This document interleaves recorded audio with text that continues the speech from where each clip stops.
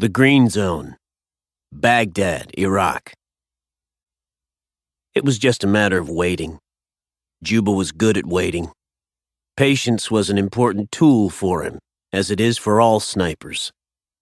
The Iraqi desert sun baked and parched him, but his soul remained calm, soothed by the instructions of his two fathers and the sure knowledge that the hunt was on. Once again, he was the sword of the prophet. "God is great," he whispered, feeling guilty for breaking his oath and speaking the words of praise.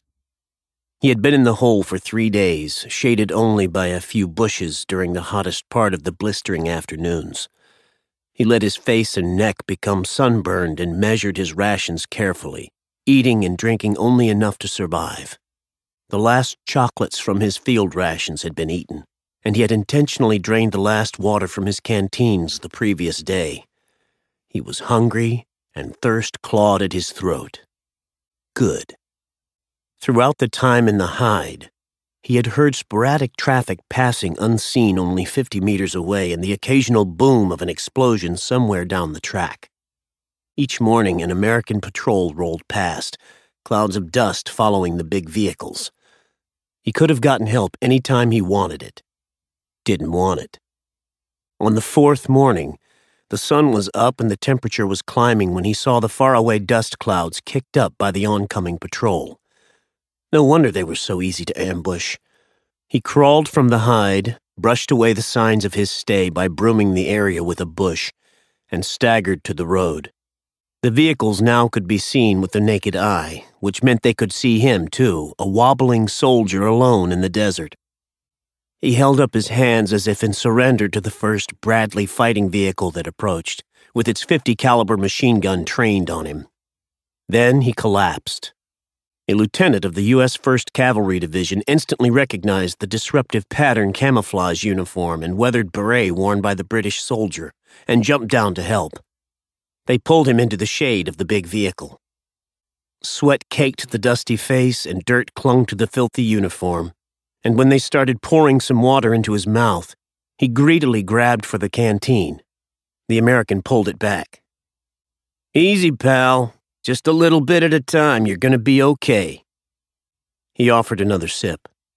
A medic smoothed a wet salve on the sunburned face, neck, and hands.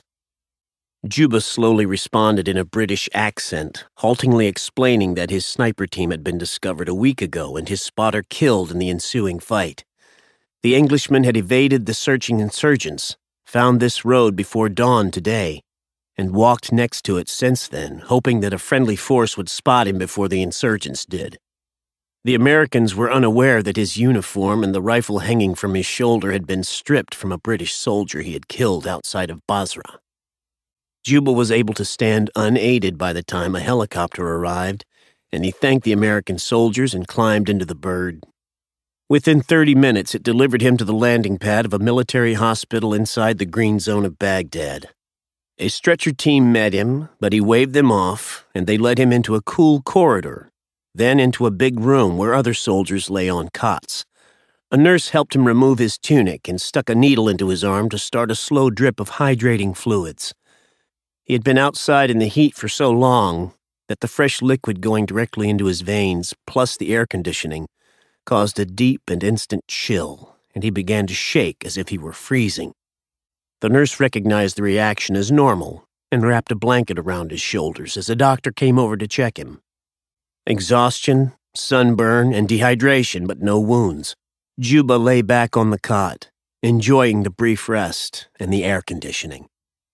As the IV drip was finishing, a courteous U.S. intelligence captain came to his cot, having already notified British commanders that their man had been rescued. "They thought you were dead," said the captain, settling into a chair. He thought the guy looked like hell. "So, what happened out there, Sergeant?"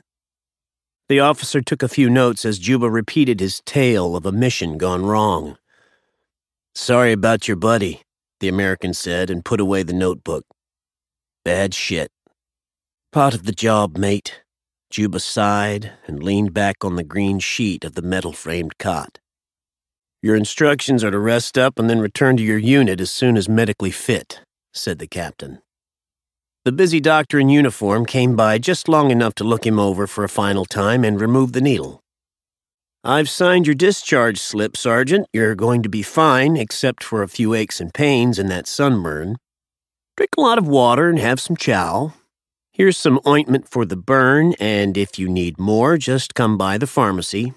You want something to help you sleep tonight?" "No, sir.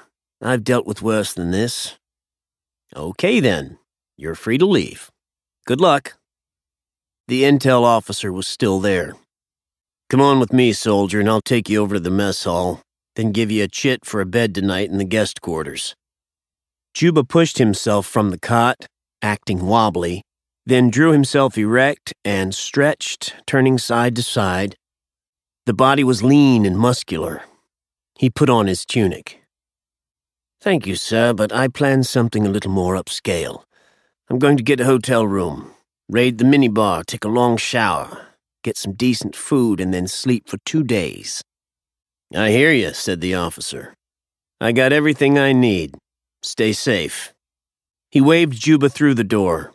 The sniper ducked into a bathroom, locked himself into a stall, dropped his trousers to retrieve some documents from a plastic bag that had been tucked just above his right boot, and put them in his shirt pocket. He came out, signed for his rifle at the makeshift armory, and left the hospital, back on the hunt, closer than before.